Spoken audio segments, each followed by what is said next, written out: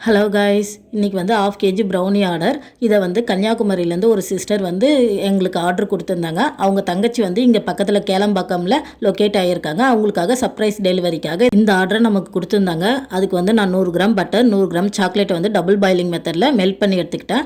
அப்புறமா ஒரு பவுலில் 1/2 கப் வந்து white sugar, 1/2 cup brown sugar சேர்த்துக்கிட்டேன். கூடவே 2 முட்டை, ஒரு பிஞ்ச் உப்பு, கொஞ்சமாக வெண்ணிலா எசன்ஸ் சேர்த்து எல்லாத்தையும் ஒன்றாவே மிக்ஸ் பண்ணி எடுத்துக்கிட்டேன். மிக்ஸ் ஆனதுக்கப்புறமா நம்ம மெல்ட் பண்ணி வச்சுருக்க பட்டரையும் சாக்லேட்டையும் சேர்த்து நல்லாவே கிரிட்டுன்னு பீட் பண்ணி எடுத்துக்கிட்டேன்.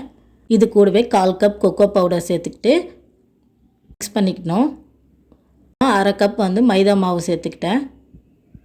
இதை வந்து லைட்டாக 30 செகண்ட் மட்டும் பீட்டரில் மிக்ஸ் பண்ணிவிட்டு அப்புறமா ஸ்பேச்சில் வச்சு கட் அண்ட் ஃபோல்டர் மெத்தடில் மிக்ஸ் பண்ணி எடுத்துக்கணும். அப்புறமா ரெடி பண்ணி வச்சுருக்க பேக்கிங் ட்ரேயில் வந்து இந்த மிக்ஸை வந்து சேர்த்துட்டு நல்லா பபிள்ஸ்லாம் போகிற அளவுக்கு நல்லா டேப் பண்ணி விட்டுட்டு ஸ்டிக் வச்சும் மிக்ஸ் பண்ணி விட்டுட்டு மேலே வந்து நிறையா நட்ஸ் சேர்த்துக்கிறேன். இது வந்து முந்திரி பருப்பு, அப்புறமா கொஞ்சமாக பாதாமையும் முழுசாக வச்சுக்கிறேன்.